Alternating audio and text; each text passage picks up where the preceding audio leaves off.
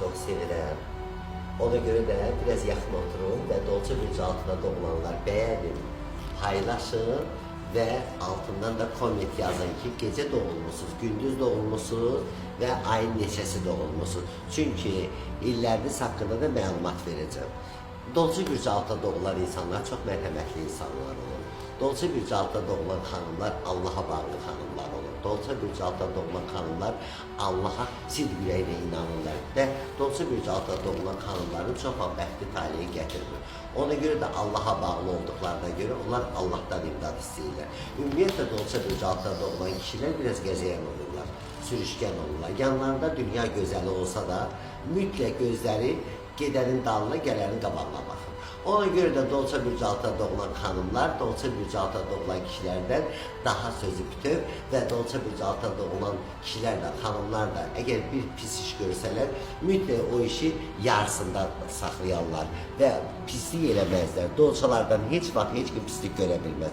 Arkanda bir Dolce Burcu altında doğulan xanım və yaxud da kişi varsa, mütləq sənin arxan möhkəmdir. Ona görə də dolçalara ümid eləmək olar. Amma bircə də Dolce Burcu altında doğulan xanımların taleyi gətirmir, bəxti gətirmir. Ona görə də Dolce Burcu altında doğulan xanımlar həmişə Allaha yalvarırlar ki, ya Rəbbim, ya Rəsulallah, mənim taleyimi evladıma yazma. Tək evladım xoşbəxt olsun.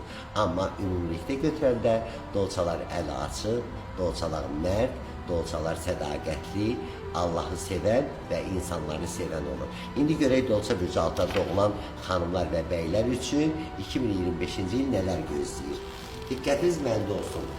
İl dolçalar üçün çox da asan keçməyəcək. Bu özünü daha çox münasibətlərdə göstərəcək. Bir çoxları əhatəsindəki insanların həqiqi yüzünü görə biləcəklər.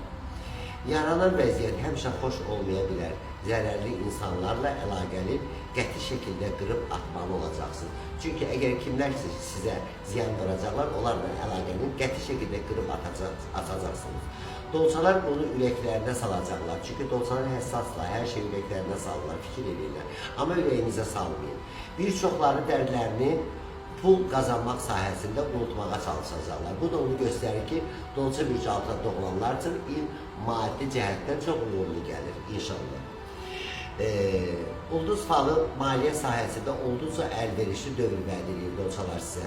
Şəxsi həyat bir mənada olmayacaq. Əgər ciddi münasibət üçün yetişmişsinizsə, ilan ili həmin tanışlıqları əhatə etməsi üçün sizə əlverişli şərait yaradacaq və ailə qurmaq, sevmək, sevilmək şansınız olacaq.